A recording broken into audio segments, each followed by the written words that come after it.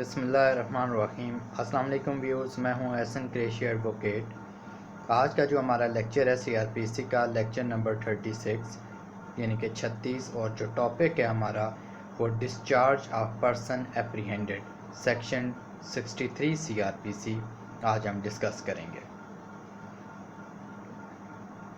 جیسا کہ ہمارے علم میں ہے کہ روزمرہ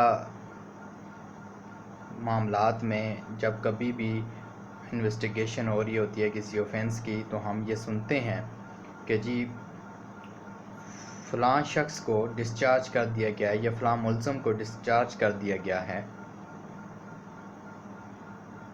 اور سم ٹائم ہم یہ بھی سنتے ہیں کہ فلاں شخص کو کے حوالے سے ڈسچارجی رپورٹ بنا کر پیش کر دی گئی ہے، اس کو یعنی کہ بے قصور قرار دے دیا گیا ہے۔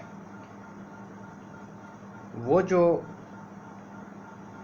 In case of deficient evidence ہے وہ 169 سی آر پی سی کے تحت پولیس آفیسر اگر جب سمجھیں کہ سفیشینٹ ایویڈنس نہیں ہے تو وہ اس شخص کو جب 173 کی رپورٹ پیش کی جاتی ہے تو خانہ نمبر 2 میں رکھتے ہیں، بے گناہ قرار کے ڈسچارجی مولز 169 کے تحت وہ ڈسچارجی رپورٹ بھی بنا سکتے ہیں، اور اس شخص کا نام کالم میں خانہ نمبر 2 میں رکھا جاتا ہے 173 کی رپورٹ میں۔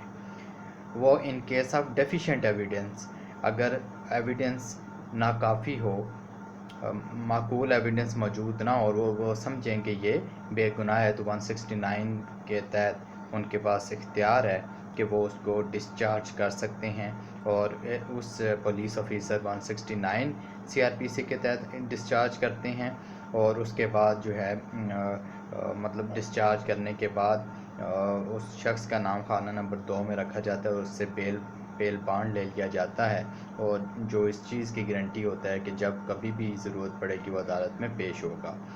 اور اگر ڈیورنگ دی انویسٹیگیشن جب کبھی مجسٹریٹ کے سامنے یہ بات آ جائے، ریمانڈ کے لیے مجسٹریٹ کے سامنے پیش کیا، مگر مجسٹریٹ نے دیکھا کہ یہ شخص یہ پرائم فیشائی کیس اس کے حوالے سے نہیں بنتا، یا انویسٹیگیشن کمپلیٹ ہوئی جب اس کے سامنے چلا گیا، تو بیفور فریمنگ آف چارج کے فریم ہونے سے پہلے اگر وہ دیکھتا ہے پرائم فیشائی کیس ہی نہیں بنتا تو وہ اس کو ڈسچارج کر سکتا ہے۔ سم ٹائم ہم دیکھتے ہیں کہ ریمانڈ کے لیے جاتے ہیں پولیس آفیسر، تو وہاں پر مجسٹریٹ ریمانڈ بھی نہیں دیتا بلکہ الٹا اس کو ڈسچارج کر دیتا ہے۔ تو جب وہ یہ سمجھتا ہے کہ پرائم فیشائی کیس نہیں بن رہا، تو magistrate 63 C R P C کے تحت جو ہے وہ کسی بھی شخص کو ڈسچارج کر سکتا ہے، کسی شخص کو وہ ڈسچارج کرنے کے آرڈر کرتا ہے اور اس کو ڈسچارج کر دیتا ہے جب وہ یہ سمجھتا ہے کہ اس کا کوئی پرائم فیشائی کیس نہیں بنتا۔ یہ normally before the framing of charge ہوتا ہے، چارج فریم ہونے سے پہلے جب اس نے چھان بین کر لی، دیکھا اویلیبل مٹیریل، تو دیکھا کہ یہ کوئی سفیشینٹ مٹیریل نہیں ہے کہ اس کو چارج کیا جائے اور یہ پرائم فیشائی کیس نہیں بنتا، تو وہ ڈسچارج کے آرڈر کر لیتا ہے 63 سی آر پی سی کے تحت۔ جب پولیس والے کسی کو ڈسچارج کرتے ہیں وہ 169 سی آر پی سی کے تحت وہ کرتے ہیں، اور جب مجسٹریٹ کرتا ہے تو وہ 63 سی آر پی سی کے تحت اس کو ڈسچارج کرتا ہے۔ اب ڈسچارج کا اس کے اوپر یہ بھی سمجھ لیں، چونکہ ایکویٹل اور ڈسچارج میں بھی تھوڑا سا ڈیفرنس اگر آپ سمجھ لیں، کہ ایکویٹل جو ہوتا ہے basically after framing of the charge ہوتا ہے، اور ایک دفعہ جب دونوں پارٹیز کو سنا جاتا ہے، چارج فریم ہو جاتا ہے، ایویڈنس آتی ہے، دونوں پارٹیز کو سنا جاتا ہے، اس کے بعد ایکویٹل کا آرڈر ہوتا ہے، اور جو ایکویٹل ہوتا ہے جب ایک دفعہ ملزم ایکویٹ ہو جائے، بری ہو جائے، تو دوبارہ اسی اوفینس کے اوپر جو ہے دوبارہ وہ اس کو ٹرائی نہیں کیا جا سکتا، دوبارہ اگر ٹرائی کریں گے تو وہ ڈبل جیوپرڈی کے زمرے میں آئے گا۔ مگر ایک شخص جو ڈسچارج کیا گیا ہے تو اس کے اگینسٹ اگر کوئی سفیشینٹ ایویڈنس مل جاتا ہے تو اس کو دوبارہ بھی اس کے خلاف پراسیکیوٹ اس کو دوبارہ بھی کیا جا سکتا ہے سیم اوفینس کے اوپر۔ یہ ایک تو بنیادی فرق ہے کہ ایکویٹل میں جب وہ بری ہو گیا تو اس کی انوسنس ثابت ہو جاتی ہے، اس کو دوبارہ جو ہے ٹرائل نہیں کیا جا سکتا بعد میں. مگر ان کیس آف ڈسچارج، جب وہ ڈسچارج ہو جاتا ہے تو اس میں انوسنس تو اس کی ثابت نہیں ہوتی. وہ پرائم فیشائی اگر جوڈیشل مائنڈ اس نے اپلائی کیا جج صاحب نے تو اس نے اس کو ڈسچارج کر دیا کہ پرائم فیشائی کیس نہیں بنتا. مگر لیٹر آن جب کوئی سفیشینٹ ایویڈنس مل جائے تو سیم آفینس کی بیس پر دوبارہ ٹرائی کیا جا سکتا ہے. ایک تو یہ ڈیفرنس ہے. دوسری چیز یہ ہے کہ ایکویٹل جو ہے وہ بیفور فریمنگ آف چارج نہیں ہو سکتا، آفٹر فریمنگ آف چارج ہوگا. دونوں پارٹیز کو سننے کے بعد وہ اس کو کر لے گا. جبکہ یہ ڈسچارج جو ہے یہ 99% کیسز میں بیفور فریمنگ آف چارج ہوتا ہے. چارج فریم کرنے سے پہلے ڈسچارج ہوگا. اب اس کے بعد جو ڈسچارج ہے اس کا یہ ایڈمنسٹریٹو آرڈر ہوتا ہے، اس کو اب ججمنٹ نہیں کہا جا سکتا. یہ ایڈمنسٹریٹو آرڈر ہے جو اویلیبل ریکارڈ دیکھنے کے بعد اس نے جوڈیشل مائنڈ اپلائی کرتے ہوئے ڈسچارج کر دیا.